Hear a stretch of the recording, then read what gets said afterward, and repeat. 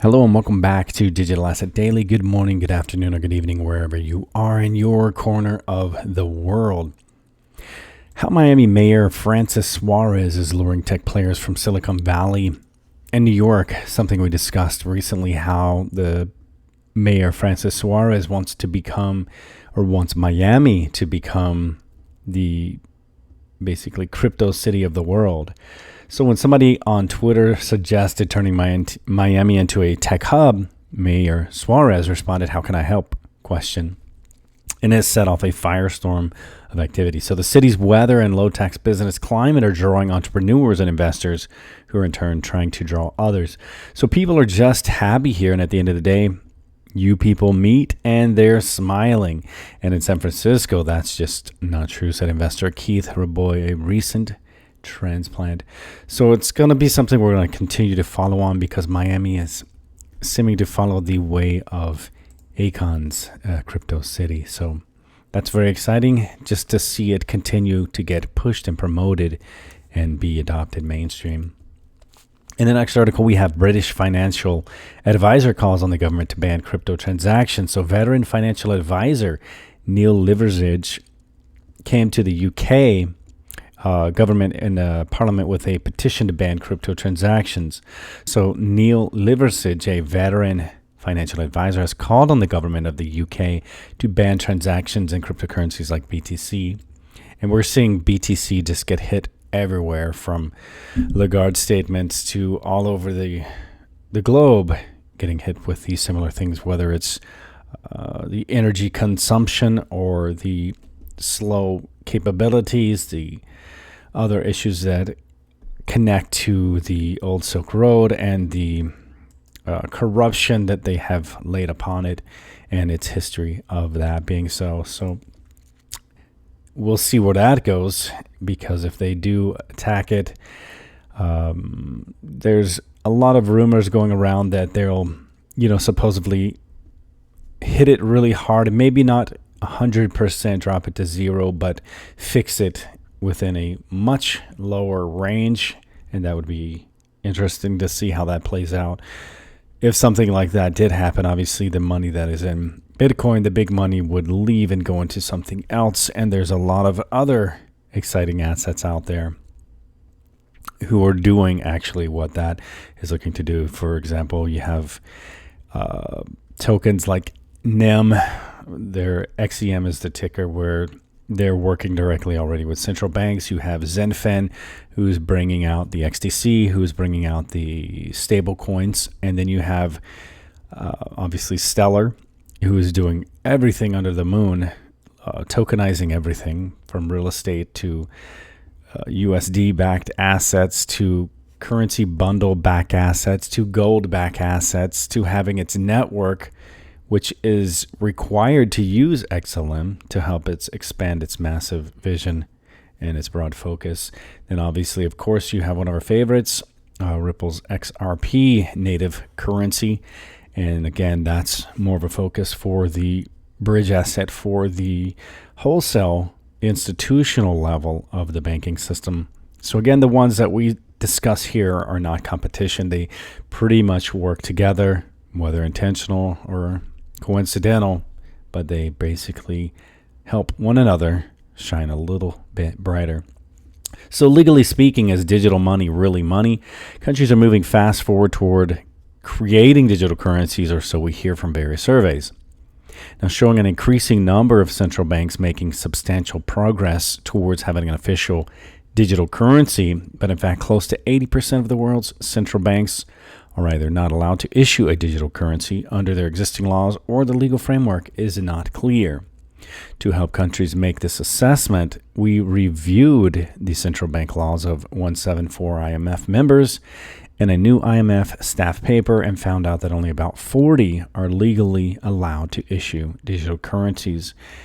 And we've shown those banks as well and where they are and who they're connected to and working with over the past few years. So this is exciting either which way to see this headline directly stated from the IMF and stating from them that 40 are legally allowed to issue digital currencies. I remember when it was exciting when there was only one. The next article, Digital Shift leads Mastercard to take contactless payments to the cloud. And we tend to like Mastercard as it has a direct association with Stellar. So if the sky's the limit for contactless payments, which the pandemic has certainly shown, and if the technology is deployed across mobile devices, then it makes sense to move to the cloud. To that end, Mastercard said Monday, January 11th, that it had partnered with NMI and Global Payments to launch a pilot for new cloud-based point-of-sale technology. The goal is to broaden contactless payments acceptance for merchants serving consumers who want to pay with their Android and mobile devices. So Neely Klenoff, the Senior Vice President Acceptance Solutions at Mastercard, she had told Payments that the pilot is based on three dynamics in the consumer marketplace. The first is the shift into the digital, which she doesn't see changing even when and if the issue at hand ebbs. So the second is the acceleration of the retail industry's need for contactless structure or infrastructure. And the third is the advantage of moving to the cloud, which she said democratizes access to digital payments solutions.